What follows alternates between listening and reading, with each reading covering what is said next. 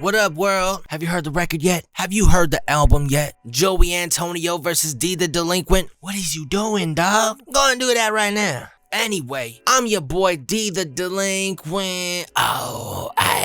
And this is the track-by-track breakdown for my album, Joey Antonio versus D the Delinquent. In this video, I'm gonna be breaking down track 1. Track 1, numero uno. Make it all epic like. Damn, I can't do that. Let's pull up track 1 real quick. Yes, I know what song it is, but I like to hear it. This is my baby. See the homies on the side, me my homies down to die with me, me my homies down to ride. But they ain't pop shit but a fucking pill. Burners everywhere and a rocket in my pocket. Vest on, military grade I walk with. We live this shit, many rappers just talk shit. You ain't never been in a position to defend your life. 45 from the border, I earned my stripes. But Joey Antonio was such a nice guy. Bitch, I fucking live a double life with money on my mind. I'm sorry, man. I just love that record. I'm sorry, but I just love that song. So track 1. The song is called Die With Me. It was produced by Beats by Danny. And it was mixed and mastered by the homie Marten Cardona. I wrote it, I dropped it right here in my home recording studio. Die With Me is actually the first song that I made for the whole record. The whole album. And I gotta be honest, man. When I made that song, I wasn't intending on making a whole album. See, a lot of artists are using the whole singles only strategy, and that's cool. I mean, a lot of artists are not doing albums anymore, and so I kind of wanted to do that, especially because at the time Die With Me was made, I was going through a lot, man, like stress, anxiety. I was in the middle of a move. There was a whole bunch of deaths around me. Just a whole lot of issues were going on, and it was like a year that I actually made a song. And I guarantee you this, every artist in the world will agree with me, whether they're not just in music, you know, rappers, singers, mechanics, tattoo artists, freaking mason, cats that do masonry, you know, painters, whatever. When you haven't done your craft or what you're good at or what you love doing for a long period of time, you almost fear and get this weird anxiety, just bad worry that you lost your touch and that you can't do it anymore the same, or you just can't do it at all. So it's a weird fear and pressure that I was feeling when Die With Me was being made.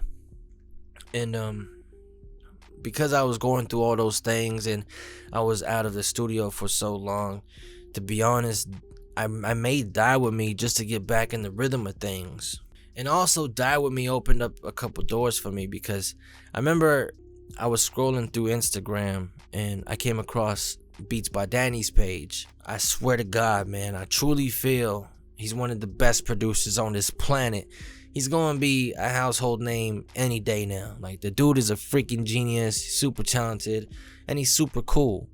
So I came across his page and I reached out to him. Like, yo, I asked him a couple questions because I've never collaborated with a producer who I've never met in person before. So I reached out to him, homie responded, and Beats by Danny was like super cool, man. Danny's like an awesome cat, real genuine. And let me tell you how cool he is.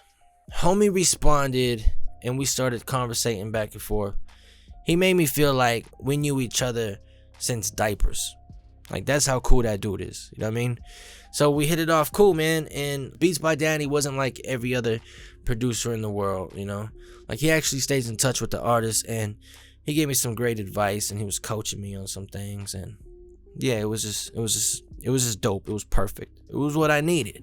And if you listen to the record, it's pretty much self-explanatory. I'm talking about, you know, riding with your day ones, having your homies by your side, and, you know, it's gangster, but it's real as Sorry, no, you didn't want me cussing.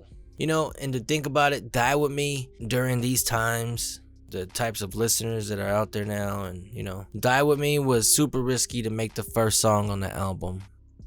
It's just real gangster. And if you listen to the whole album, you'll see that not every song is like Die With Me. So for listeners to get past track 1, they have to have, you know, they took a chance with me, and I appreciate them for that.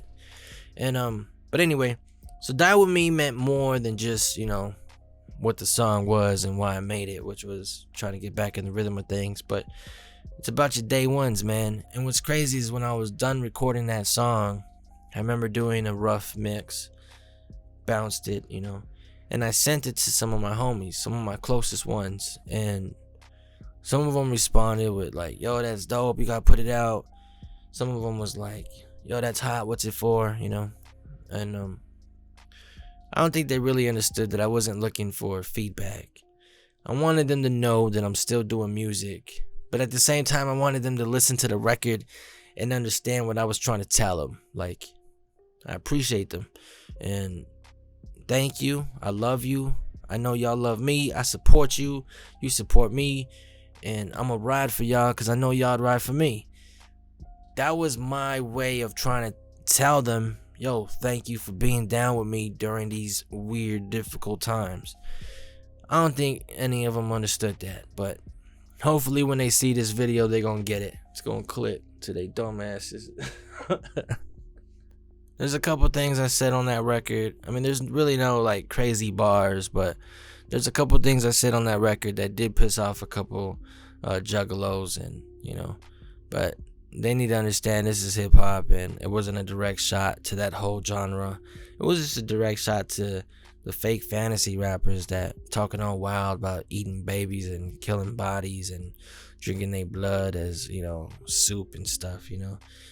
I was just testing that gangster with that line. I noticed that all the ones that got super pissed about that line, they the ones that made the biggest fuss. Because there's some real juggalo G's that are in that genre that I know who put in work, and they ain't say shit. They liked the song. But no, I really didn't say anything else exciting on that record. Just, you know, it's just some G shit, some gangster shit you can ride to. The way that I envision that track to be is straight up you playing it in your whip with your day ones, y'all riding around town, doing whatever, and just vibing to the song together.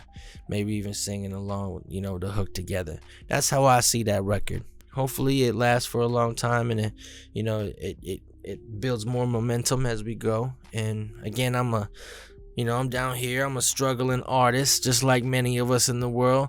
Hopefully it builds momentum and it catches on, and people, you know, they blow up the record, because it's a good song, damn it. Anyway, that's the breakdown for track 1, Die With Me. Produced by, beats by Danny, mixed and mastered by the homie Marten Cardona. Recorded and written by your boy, D the Delinquent.